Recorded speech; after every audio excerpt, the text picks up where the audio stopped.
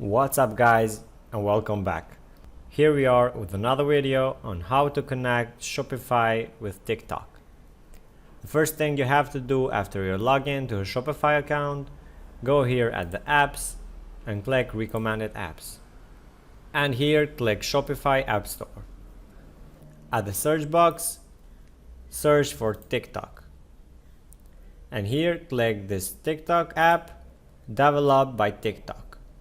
Click Add App.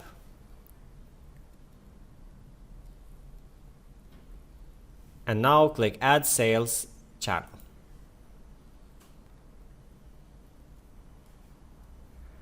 Now you will be redirected here at the TikTok app page. I have previously set up my TikTok marketing, so I will just continue to set up.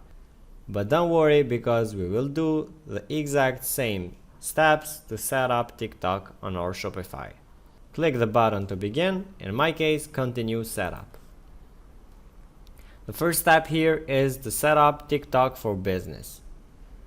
Connect to TikTok for Business by clicking this button here, Connect. I have a business account on TikTok, but if you don't have one, you will be asked to create an account. Click Connect.